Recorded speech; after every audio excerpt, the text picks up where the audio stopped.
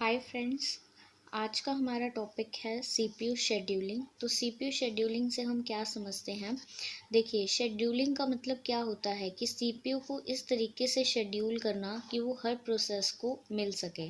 अब आपने multi programming का कंसेप्ट पढ़ा था। मल्टी प्रोग्रामिंग में क्या था कि एक से ज़्यादा प्रोग्राम्स आपके एग्जीक्यूट हो रहे थे। कोई प्रोसेस आपका रेडी स्टेट में था तो कोई वेटिंग स्टेट में था। तो ऑपरेटिंग सिस्टम को क्या डिटरमाइन करना होता था कि कौन से प्रोसेस को वो प्रोसेसर एलोकेट करवाए।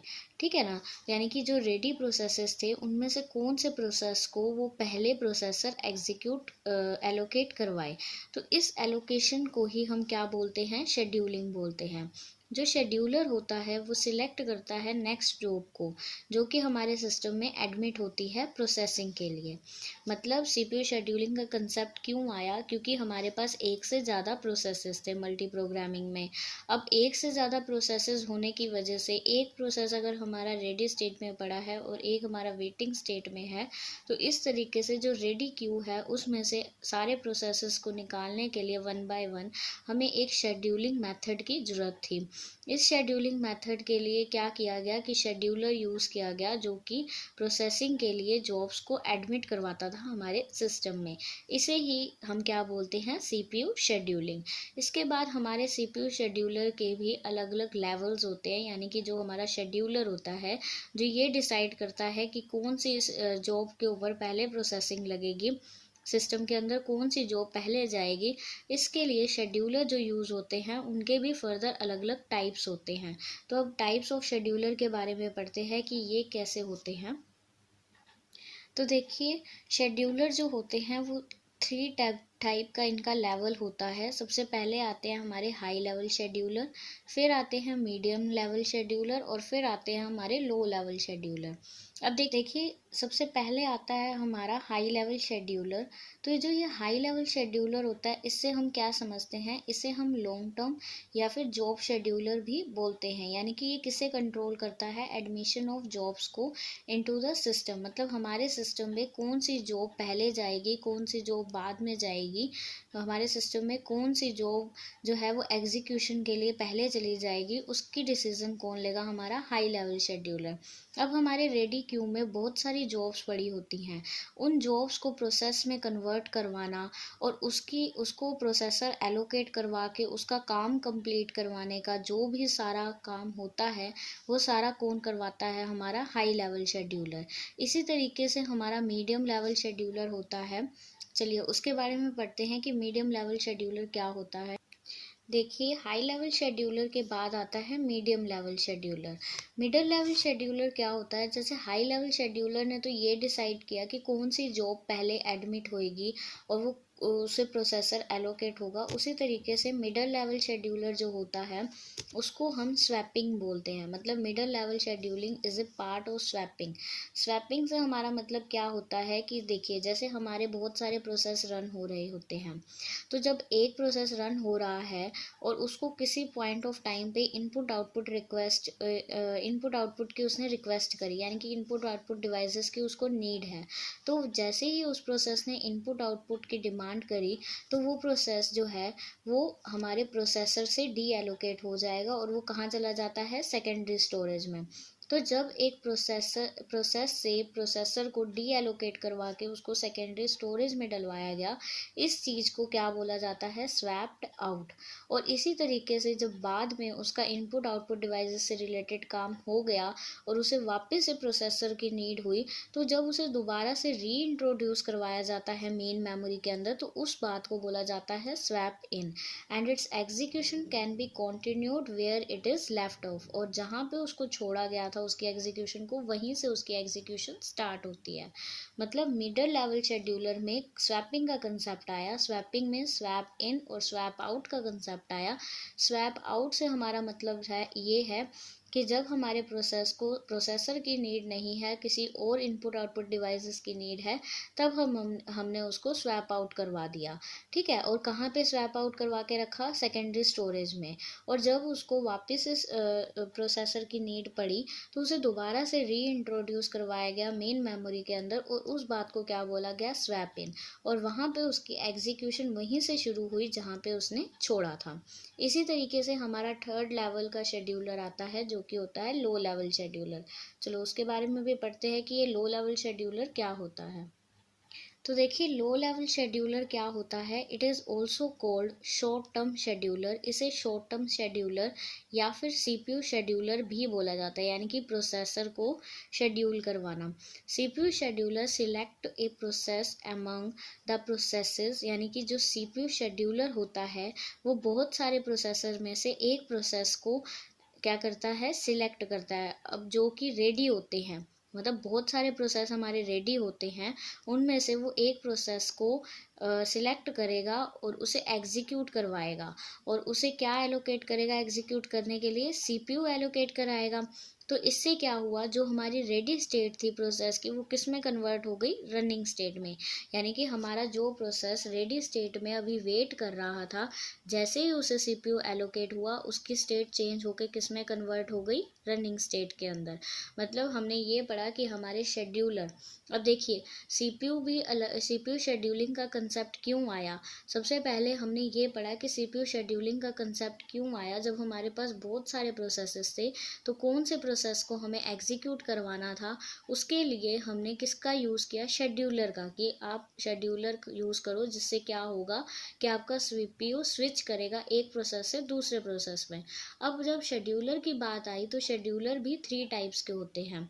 सबसे पहले आ जाता है हमारा हाई लेवल शेड्यूलर, जो कि क्या देखता है कि कौन से प्रोसेस को सिस्टम में सबसे पहले एडमिशन मिले, कि कौन सी जॉब को पहले एग्जीक्यूट करवाया जाए। फिर उसके बाद आ गए हमारे मिडल लेवल शेड्यूलर, कि मिडल लेवल शेड्यूलर का कंसेप्ट आया स्वैपिंग से रिलेटेड, यानी कि जिस प्रोसेस को प्रोसेसर की नीड है वो स्वैप इन हो जाए और जिसको नीड नहीं है वो स्वैप आउट होकर सेकेंडरी स्टोरेज में चला जाए। ठीक है, उसके बाद आए हमारे लो लेवल शेड्यूलर, जिसमें लास्ट में जाके जिसको सीपीयू एलोकेट करवाया गया। अब जैसे ही एक प्रोसेस को सीपीयू एलोकेट हुआ तो हमारा जो प्रोसेस था वो रेडी स्टेट से किस में कन्वर्ट हो गया? रनिंग स्टेट में। ठीक है, इसी तरीके से हमारी शेड्यूलिंग की भी 2 टाइप्स होती हैं। अब उनके बारे में पढ़ते हैं। तो देखिए, जो नेक्स्ट टॉपिक है हमारा वो है टाइप्स ऑफ शेड्यूलिंग। अब देखिए, वो तो हमने शेड्यूलर के लेवल्स बताए थे। अब हमारा टॉपिक क्या है कि शेड्यूलिंग कितने टाइप की होती है। तो एक होती है नॉन प्रीएम्प्टिव शेड्यूलिंग और दूसरी होती है pre-emptive scheduling. Non pre-emptive scheduling में क्या होता है कि आपने अगर एक प्रोसेस को इसमें एग्जीक्यूट करवाना शुरू किया तो वो प्रोसेस तब तक एग्जीक्यूट होता रहेगा जब तक कि उसकी एग्जीक्यूशन कंप्लीट ना हो जाए, मतलब उसमें इंटरप्शन नहीं आएगी। आपको अगर कोई हाई प्रायोरिटी का प्रोसेस उसमें एग्जीक्यूट करवाना है तो उसको वेट करना पड़ेगा जब तक कि प्रीवियस प्रोसेस जो है आपका वह एग्जीक्यूट ना हो जाए। नॉन प्रीएम्प्टिव यानी कि छीना नहीं जाता है इसमें प्रोसेसर को, मतलब प्रोसेसर को ले नहीं लिया जाता है किसी दूसरे प्रोसेस के लिए जिसकी प्रायोरिटी हाई है, पर फिर भी उसमें से प्रोसेसर आप वापस से किसी हाई प्रायोरिटी के प्रोसेस को एलोकेट नहीं करवा सकते हो। इस कंसेप्ट में क्या होगा कि जब तक पहला प्रोसेस कंप्लीट नहीं हो जाएगा, उसकी एग्जीक्यूशन कंप्लीट नहीं हो जाएगी, तब तक प्रोसेसर को दूसरे प्रोसेस को एलोकेट नहीं करवाया जाएगा। जबकि प्रीएम्प्टिव शेड्यूलिंग में क्या होता है? प्रीएम्प्टिव शेड्यूलिंग में ऐसा होता है कि अगर सपोज करो कि आपका एक प्रोसेस एग्जीक्यूट हो रहा है और उसी दौरान कोई हाई प्रायोरिटी का प्रोसेस आपके पास आ गया एग्जीक्यूशन के लिए, तो आप प्रोसेसर जो है उसे किसे एलोकेट करवा दोगे? हाई प्रायोरिटी के प्रोसेस को, यानी कि उससे ले लोगे, पहले वाले प्रोसेस से ले लोगे प्रोसेसर को, उसको थोड़ी देर के लिए वेट करवाओगे, यानी कि उसको थोड़ी देर के लिए रेडी स्टेट में डलवा दोगे, और जो नया प्रोसेस आया है जिसकी प्रायोरिटी हाई है उसे आप एग्जीक्यूशन के लिए प्रोसेसर एलोकेट करवा दोगे। इसके बारे में थोड़ा और अच्छे से पढ़ते हैं, इनके डिफरेंस को देखते हैं कि नॉन प्रीएम्प्टिव और प्रीएम्प्टिव शेड्यूलिंग का एक छोटा सा डिफरेंस पढ़ लेते हैं, जिससे आपको इसका कंसेप्ट और ज़्यादा क्लियर हो जाएगा। तो देखिए, प्रीम्प्टिव शेड्यूलिंग और नॉन प्रीम्प्टिव शेड्यूलिंग में एक छोटा सा डिफरेंस देखते हैं। प्रीम्प्टिव शेड्यूलिंग क्या होती है? Resources are allocated according to the cycles for a limited time, यानी कि इसमें टाइम स्लॉट्स बने हुए होते हैं। क्योंकि प्रीम्प्टिव है, देखो आपने एक प्रोसेस से लेके किसी दूसरे प्रोसेस को प्रोसेसर एलोकेट करवाया है, तो यानी कि एक लिमिटेड टाइम साइकिल चल रही होती है जिसमें रिसोर्सेज एलोकेट करवाए जाते हैं, ठीक है। लेकिन नॉन प्रीम्प्टिव में क्या होगा? रिसोर्सेज आर यूज्ड, रिसोर्सेज को यूज़ किया जाता है and then held by the process, और फिर वही प्रोसेस उन रिसोर्सेज को अपने पास रखता है अनटिल इट गेट्स टर्मिनेटेड। जब तक वो प्रोसेस पूरी एग्जीक्यूशन फिनिश नहीं कर लेता है तब तक वो रिसोर्सेज को अपने पास रखता है। जबकि यहाँ पे टाइम टू टाइम वो रिसोर्सेज जो हैं साइकिल के हिसाब से उनसे ले लिए जाते हैं, लेकिन यहाँ पे ऐसा नहीं होता है। प्रीम्प्टिव का दूसरा डिफरेंस है कि the process can be interrupted even before the completion. अब देखिए, प्रीम्प्टिव में मैंने आपको यही बताया था कि अगर कोई हाई प्रायोरिटी का प्रोसेस आ जाता है तो पिछले वाले प्रोसेस में आप इंटरप्ट लगा के उसको छोड़ सकते हो वहीं पे। लेकिन नॉन प्रीम्प्टिव में क्या होता है? The process is not interrupted, process को इंटरप्ट नहीं किया जाता है until the life cycle is completed, जब तक कि उसकी एग्जीक्यूशन कंप्लीट ना हो जाए पुराने वाले प्रोसेस की, तब तक उसे कोई भी इंटरप्ट नहीं कर सकता है, ठीक है। नेक्स्ट डिफरेंस देखते हैं, स्टारवेशन। देखिए, स्टारवेशन क्या होता है? जब आपका प्रोसेस जो है वो एक ही पॉइंट पे आके स्टक हो जाता है, मतलब वो वहाँ से बाहर नहीं निकल पा रहा है, ठीक है, लूप में चला जाता है आपका जब प्रोसेस। तो स्टारवेशन में नोट बी कोज्ड। देखिए, प्रीम्प्टिव में क्या होगा? स्टारवेशन की कंडीशन नहीं आएगी due to the insertion of priority process in the queue. ऐसा क्यों हुआ? क्योंकि जैसे ही हाई प्रायोरिटी का प्रोसेस आया तो जो लो प्रायोरिटी का प्रोसेस था उसको, अगर बाय चांस उसका टाइम भी ज़्यादा है, ठीक है, तो हाई प्रायोरिटी के प्रोसेस का बर्स्ट टाइम कम होने के बाद भी उसे स्टारवेशन की प्रॉब्लम को फेस नहीं करना पड़ेगा यहाँ पे, ठीक है ना। स्टारवेशन क्या होता है? जब आपके प्रोसेस का बर्स्ट टाइम कम है, मतलब आपको थोड़ा टाइम लगना है अपने प्रोसेस को एग्जीक्यूट करवाने के लिए, लेकिन पहले वाला प्रोसेस इतना लंबा हो गया कि आपको वेट करना है, तो ऐसी कंडीशन हमारी नॉन प्रीम्प्टिव में आ जाती है। क्योंकि नॉन प्रीम्प्टिव में स्टारवेशन की प्रॉब्लम आएगी ही, क्योंकि इसमें प्रायोरिटी बेस्ड तो काम होता नहीं है, इसमें जो प्रोसेस पहले एग्जीक्यूट हो रहा है उसी को ही एग्जीक्यूट करवाया जाएगा। तो स्टारवेशन तो अक्कर होगा when a process with the large burst time occupies the system. अब सपोज कीजिए कि जो प्रोसेस अभी एग्जीक्यूट हो रहा है उसका बर्स्ट टाइम बहुत ज़्यादा है, लेकिन जो आने वाला नेक्स्ट प्रोग्राम वेट कर रहा है उसका बर्स्ट टाइम कम है, लेकिन फिर भी जब तक पहले वाला पूरा कंप्लीट नहीं कर लेता अपनी एग्जीक्यूशन तब तक दूसरे वाले को वेट करनी पड़ेगी। इनकी दूसरे वाले का तो बहुत ज़्यादा टाइम वेस्ट हो गया ना, तो उस टाइम रिस्पॉन्स टाइम मिलने में जो टाइम ज़्यादा बढ़ जाता है उसी चीज़ को ही हम स्टारवेशन बोलते हैं। जबकि प्रीम्प्टिव में ऐसा नहीं होता है। जैसे ही आपको ये दिखा कि अगले वाला प्रोसेस है उसकी प्रायोरिटी भी हाई है, उसका बर्स्ट टाइम भी कम है, तो आपने पहले वाले प्रोसेस से प्रोसेसर को डी एलोकेट करवाया और नए वाले प्रोसेस को एलोकेट करवा दिया, ठीक है। अब देखिए, प्रीम्प्टिव शेड्यूलिंग में आपको क्या करना होगा? इसमें आपको एक रेडी क्यू भी बनानी पड़ेगी, रनिंग क्यू भी बनानी पड़ेगी। क्योंकि जब आपका प्रोसेस जो है आप उसको रनिंग में से उठा के, रनिंग स्टेट से उठा के उसको रेडी क्यू में डलवा दोगे वेट करवाने के लिए, तो आपको एक क्यू की तो रिक्वायरमेंट है ही यहाँ पे। तो इससे क्या होगा? स्टोरेज ओवरहेड हो जाएगी। लेकिन नॉन प्रिमिटिव में ऐसी कोई ओवरहेड नहीं होगी, क्योंकि वो कभी भी प्रोसेस को कंप्लीट किए बिना जाने ही नहीं देता है, तो उसे किसी क्यू की भी रिक्वायरमेंट नहीं होगी। तो इसीलिए नॉन प्रिमिटिव में इस तरीके का मेमोरी ओवरहेड नहीं होता है। लेकिन प्रिमिटिव में क्योंकि आपको मेंटेन करके रखना होता है सारा डाटा, इसलिए यहाँ पे स्टोरेज का थोड़ा सा ओवरहेड हो जाता है, ठीक है।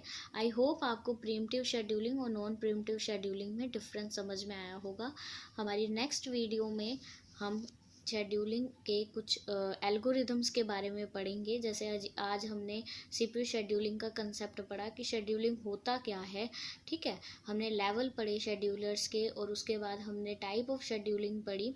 तो इसी तरीके से जो नेक्स्ट वीडियो है, आने वाली वीडियो है हमारी, उसमें हम शेड्यूलिंग के एल्गोरिदम्स पढ़ेंगे कि ये शेड्यूलिंग होती किस तरीके से है, ठीक है।